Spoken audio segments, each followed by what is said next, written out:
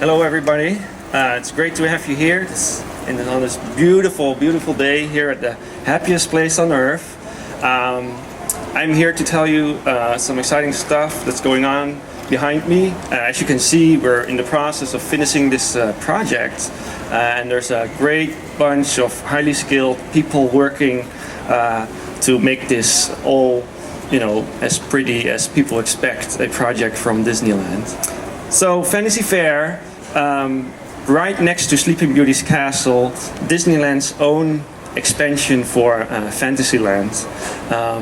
As you can see, we're right next to it, and we tried to pick up some of the architecture of the castle to blend this area that formerly was known as Carnation Plaza Gardens into Fantasyland and make it one homogeneous land when it's finished. The princesses will find their new home here at Fantasy Faire, and we have a great attraction right behind us, behind these buildings, called the Royal Hall. The main entrance is in construction right now. It's that building that still has a lot of plywood on it, and the covered queue area is behind it. When people enter our attraction, they will first go to a little garden here outside, and they can enjoy the views on the castle and the views on the creek, and then ramp up towards the Bibbidi Bobbidi Boutique, and then go inside, ramp down before they are going into the Royal Hall attraction. Behind me is our main facade, and there's a couple of nice details in it that I want to point out. One of the details that I'm really excited about is Clarence Music Box. It's a little interactive that guests can play with, and it's right there underneath that little slim facade with the shutter that's closed. And when it's all finished, you will see a very colorful Gothic little structure, and it has beautiful gold finials and painting and a nice little window and a crank in the bottom of that structure. And as soon as you turn that crank, you can set a little scene that's inside of it, made out of painted flats, into motion. So Clopin, will be the main character scene in that little structure, will start to dance, and the audience around him will start to dance as well. And every now and then the hunchback will peek out of the Notre Dame and kind of see what's going on the square in front of it. And the sun will go under and the moon will go up.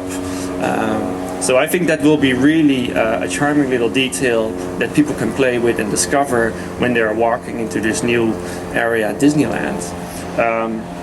Right next to that is a beautiful facade, and it has a frame that you can kind of see the outline right now already. And that frame is will have a beautiful poster in it that is not so much a poster as we know a lot of posters from Disneyland and other Disney theme parks, like a ride poster. It's more a poster in theme of the land. So if you imagine that you were living in this medieval town and the fair is coming to this town, then that poster is kind of an advertisement for that. In front of it, here in the middle of the square, is will be placed a sculpted version of Rapunzel's tower. That, of course, is used in the movie Tangled. And again, it's not going to be an actual representation of her tower. She is not living there, but somebody got inspired and made a sandstone sculpture of her tower, our iconic tower. But, Disneyland wouldn't be Disneyland if there's something magical going on. So a stone version of Rapunzel, is peeking out of the window, and her hair is like an architectural ornament swirling around the column. But at night, you will actually see that there is some magic in her hair. So you will hear Alan Menken's melody that you hear when Mother Gothel touches the hair, and then little sparkle lights will twist around the column, and then every now and then they will disappear again and appear again.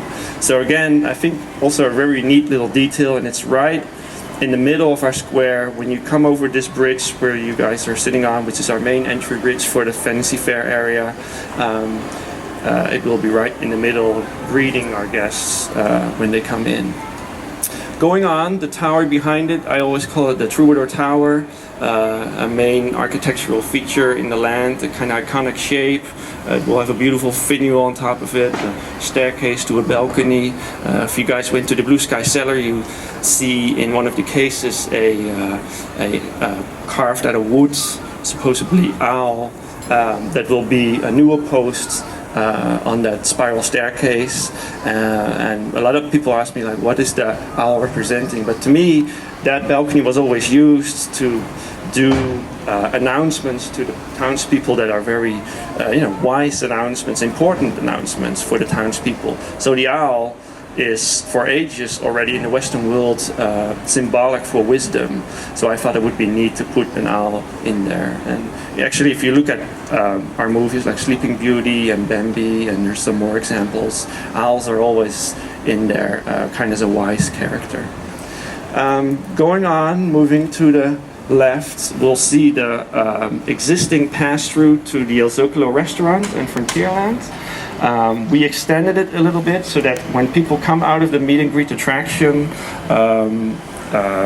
they are not outside, they are kind of in a covered area, and they can walk into our beautiful shop called Fairy Tale Treasures, which is the building with the blue roof on the left.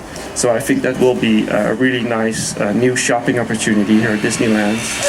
Before I go to the Royal Theatre Pavilion, first I will point out our food cart, Maurices Treats, that's right next here to the bridge.